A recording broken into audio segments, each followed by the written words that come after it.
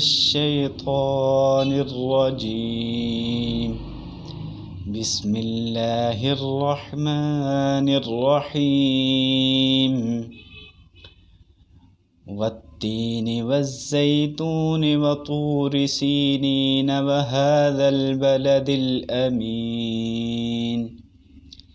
لقد خلقنا الإنسان في أحسن تقويم ثم رددناه أسفل سافلين إلا الذين آمنوا وعملوا الصالحات فلهم أجر غير ممنون.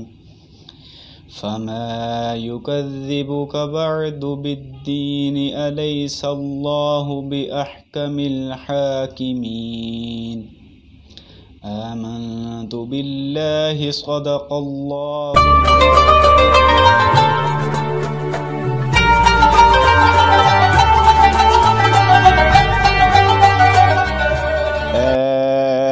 رسول امی خاتم المرسلین، تجھ سا کوئی نہیں، تجھ سا کوئی نہیں، ہے عقیدہ یہ اپنا بصدق و یقین.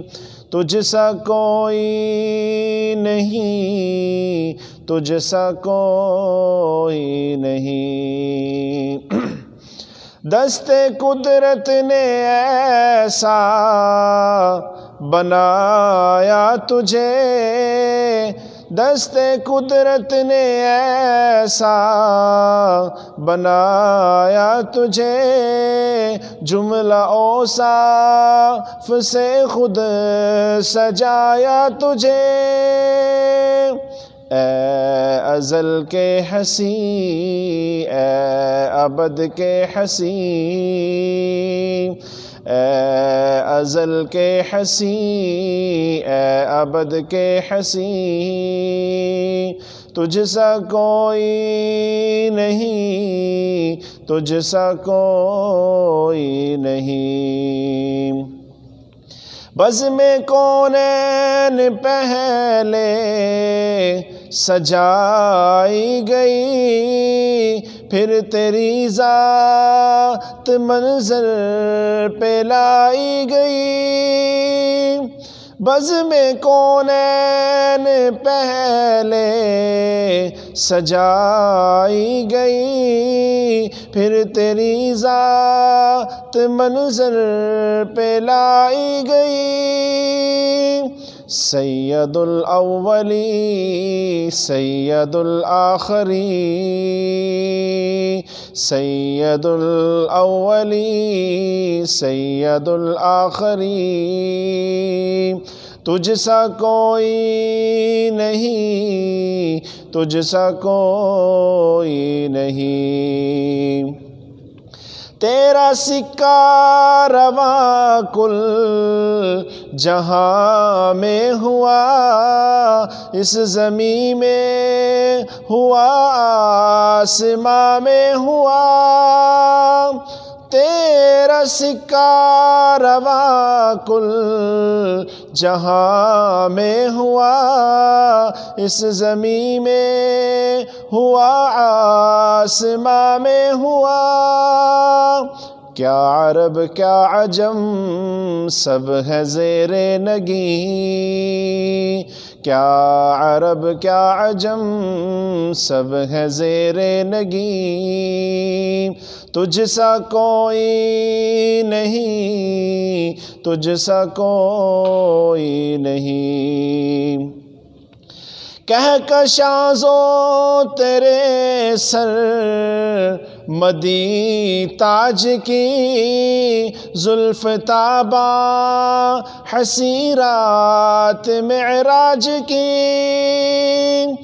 کہہ کشازو تیرے سر مدی تاج کی زلف تابا حسیرات معراج کی لیلۃ القدر تیری منور جبی لیلۃ القدر تیری منور جبی تجھ سا کوئی نہیں تجھ سا کوئی نہیں چار یاروں کی شان جلی ہے بلی ہے یہ صدیق فاروق عثمان علی چار یاروں کی شان جلی ہے بلی ہے یہ صدیق فاروق عثمان علی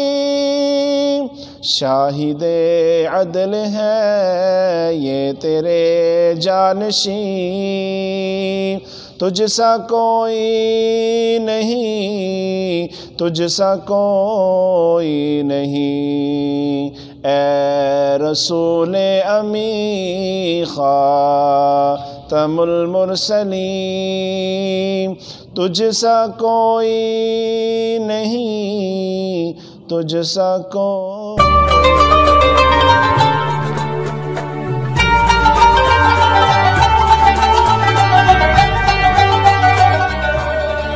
الشیطان الرجیم بسم اللہ الرحمن الرحیم وَأُفَوِّضُ أَمْرِي إِلَى اللَّهِ إِنَّ اللَّهَ بَصِيرٌ بِالْعِبَادِ لَا حَوْلَ وَلَا قُوَّةَ إِلَّا بِاللَّهِ الْعَلِيِّ الْعَظِيمِ حَسْبُنَا اللَّهُ وَنِعْمَ الْوَكِيلُ وَنِعْمَ الْمَوْلَى وَنِعْمَ النَّصِيرُ الصلاة والسلام على أشرف الأنبياء والمرسلين وعلى آله الطيبين الطاهرين المعصومين سیما بقیت اللہ فی الارضین روحی و ارواحنا الفدا اعوذ باللہ من الشیطان الرجیم بسم اللہ الرحمن الرحیم شہر رمضان الذی انزل فیہ القرآن سامعین محترم، رمضان المبارک کا مہینہ جو اپنی رحمتوں اپنی برکتوں کے نزول کے ساتھ گزر رہا ہے، اور یقیناً آپ رمضان المبارک میں خدا کی رحمتوں سے مستفیض ہو رہے ہوں گے، خدا کی برکتوں سے مستفیض ہو رہے ہوں گے، خدا کی ان نعمات سے مستفیض ہو رہے ہوں گے جن نعمات کا تذکرہ قرآن پاک کے اندر ہے، جن نعمات کا تذکرہ انبیاء نے انسانیت کے لیے بیان فرمایا، جن نعمات کا تذکرہ اولیاء کے کلام میں ملتا ہے۔ یقیناً آپ ان نعمات سے مستفید ہو رہے ہوں گے۔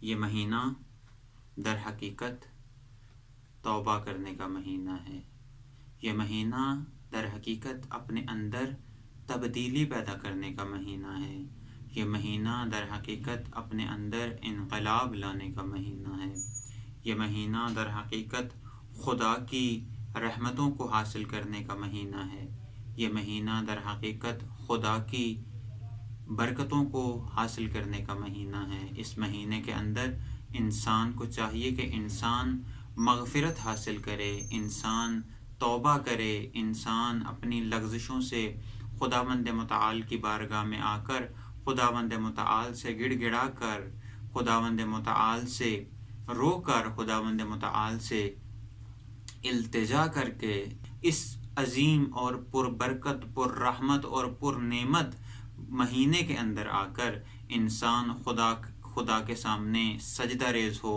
اور انسان خطاؤں، لغزشوں اور گناہوں سے توبہ طلب کرے، گناہوں سے توبہ طلب کرنے کے بعد عہد کرے، میں اپنی زندگی کو الہی قوانین کے مطابق گزاروں گا، میں اپنی زندگی کے اندر قرآن کو لاگو کروں گا، میں اپنے دل کو قرآن کے نور سے منور کروں گا، میں اپنے دل کو قرآن کی معرفت سے منور کروں گا۔ اس مہینے کے اندر ایک مومن، ایک انسان، ایک مسلمان کے لیے جو سب سے زیادہ لذت بخش چیز ہے وہ توبہ اور استغفار ہے، وہ خدا کی بندگی ہے، وہ مغفرت طلب کرنا ہے۔ یعنی چند چیزیں ہیں جن سے ایک مومن اس مہینے کے اندر واقعاً لذت حاصل کر سکتا ہے۔ وہ کون سی چیزیں ہیں؟ قرآن کی تلاوت لذت بخش ہے اس مہینے کے اندر، خدا کی عبادت لذت بخش ہے اس مہینے کے اندر، توبہ اور استغفار لذت بخش ہے اس مہینے کے اندر، خدا کی خوشنودی کو حاصل کرنا لذت بخش ہے اس مہینے کے اندر، خدا کی رضا کو حاصل کرنا لذت بخش ہے اس مہینے کے اندر۔ امام صادق علیہ السلام کا ایک کلام نورانی آپ کی سماعتوں کی نظر کرتا چلوں کہ جس میں امام صادق علیہ السلام فرماتے ہیں، نوم الصائم عبادہ، روزہ دار کی نیند عبادت ہے، وصمتہ تسبیح، روزہ دار کی خاموشی تسبیح ہے، وعملہ متقبل، اور روزہ دار کا عمل قبول ہے، ودعاؤہ مستجاب، اور روزہ دار کی دعا قبول ہوتی ہے، روزہ دار کی دعا مستجاب ہوتی ہے۔ بس ہمیں چاہیے کہ ہم اس مہینے کے اندر، ہم اس ماہ مبارک کے اندر، ہم اس پر برکت مہینے کے اندر، ہم اس پر رحمت مہینے کے اندر آئیں، خداوند متعال کی عبادت کریں، اس مہینے کے اندر آئیں، خداوند متعال کی خوشنودی حاصل کریں، اس مہینے کے اندر رحمتوں کے نزول سے اپنے آپ کو مستفید کریں، اس مہینے کے اندر برکتوں کے نزول سے اپنے وجود کو پر برکت کریں، تاکہ ہم خداوند متعال کی بارگاہ میں سرخرو ہو سکیں، اور خدا کا الہی نسخہ جو خداوند متعال نے ہمارے لیے، ہم انسانوں کے لیے بھیجا ہے، اس سے بھرپور استفادہ کر سکیں، قرآن کے نور کو اپنے قلب میں ایجاد کر سکیں۔ اور جب انسان کے قلب کے اندر خدا کا نور، قرآن کا نور، ہدایت کا نور، فلاح کا نور، نجات کا نور پیدا ہو جاتا ہے تو وہ اس دنیا میں بھی کامیاب ہوتا ہے، آخرت میں بھی کامیاب ہوتا ہے۔ بس ہمیں جس چیز کی ضرورت ہے وہ یہ کہ اپنے آپ کو خداوند متعال کی بارگاہ کے لیے آمادہ کرنا ہے۔ ہم اپنے آپ کو کس طرح سے آمادہ کر سکتے ہیں؟ خدا کی عبادت سے۔ ہم اپنے آپ کو کس طرح سے آمادہ کر سکتے ہیں؟ قرآن کی تلاوت سے۔ ہم اپنے آپ کو کس طرح سے آمادہ کر سکتے ہیں؟ عمل صالح سے۔ ہم اپنے آپ کو کس طرح سے آمادہ کر سکتے ہیں؟ خدا کے بتائے ہوئے قوانین کے اوپر عمل پیرا ہو کر۔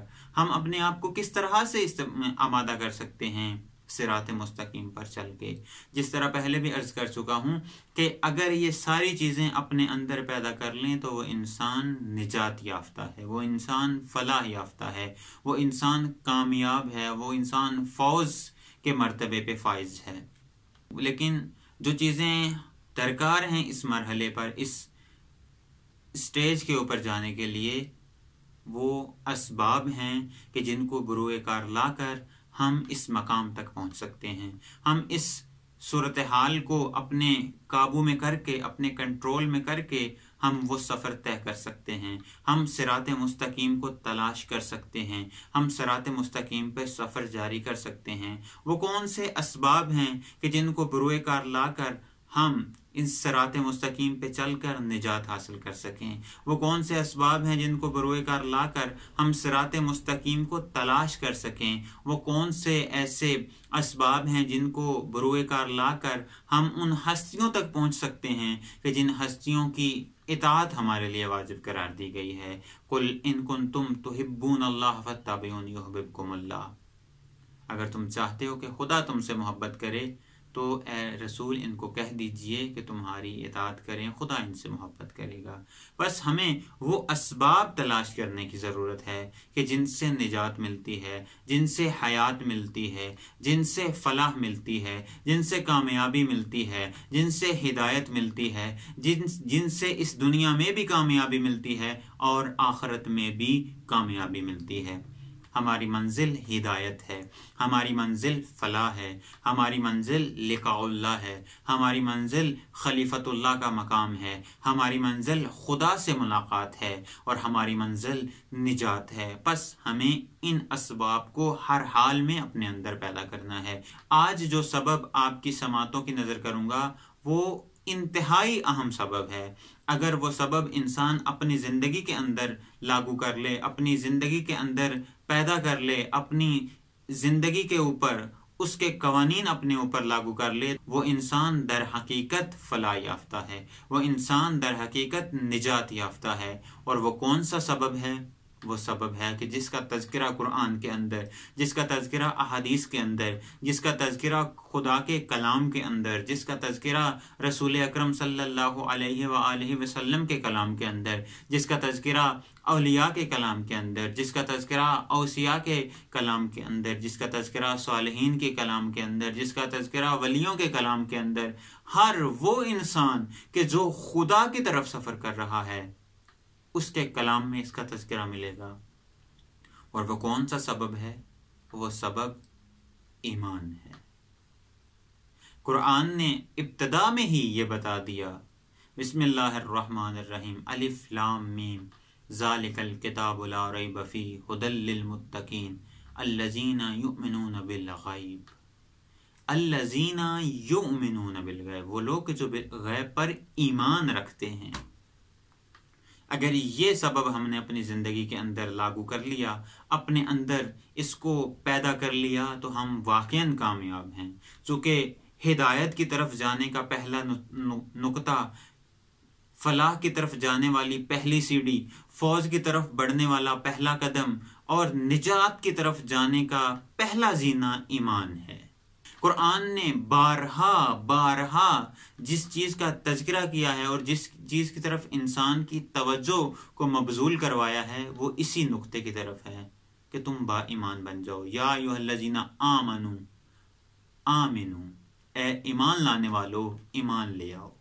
اور سب سے بہترین جو تفسیر ہے ایمان کی، سورہ عصر میں ہے، بسم اللہ الرحمن الرحیم، والعصر ان الانسان لفی خسر، زمانے کی قسم انسان خسارے میں ہے، الا الذین آمنوا، مگر وہ لوگ کہ جو ایمان لائے۔ اس سورہ سے ہمیں ایمان کی اہمیت کا اندازہ ہو جاتا ہے کہ ایمان کی اہمیت کس قدر زیادہ ہے، کہ ایمان ہمیں خسارے سے باہر لے آتا ہے۔ ایمان کا ہونا ہر انسان کے لیے نجات کی شرط ہے۔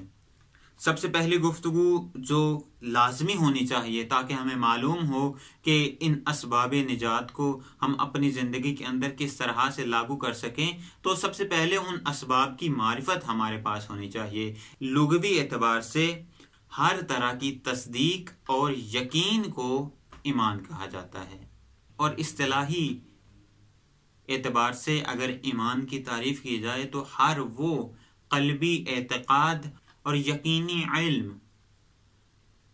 کہ جو رسول اکرم صلی اللہ علیہ وآلہ وسلم اور قرآن کی تعلیمات اور خداوند متعال کے فرمودات کے مطابق ہو، اس کو ایمان کہا جاتا ہے۔ سامعین محترم، ہر چیز کو پہچاننے کا ایک طریقہ ہوتا ہے۔ سب سے پہلے یہ معلوم ہو کہ وہ چیز ہے کیا، اس کے بعد یہ دیکھا جائے کہ اس کی علامات کیا ہیں۔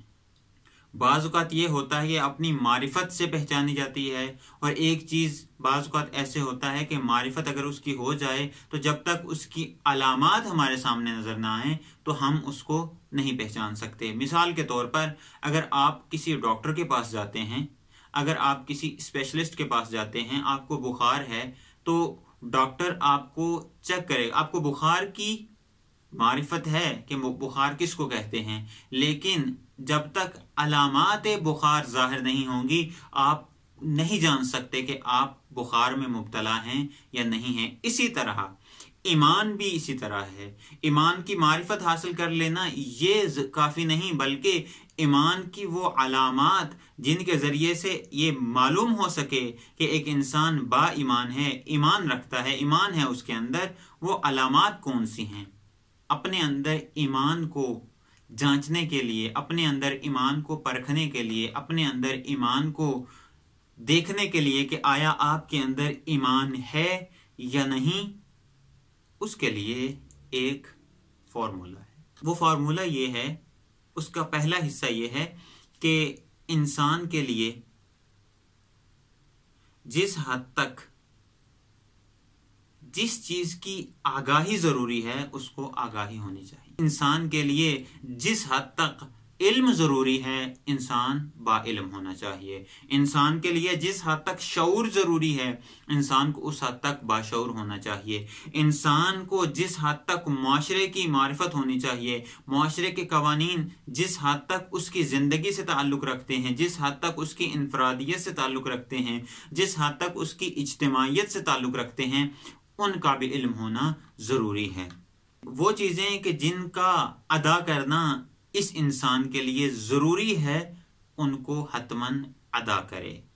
اس کا تیسرا حصہ وہ چیزیں کہ جو ادا کرنی ہیں، جن کا تعلق اعمال سے ہے، ان اعمال کو انجام دے.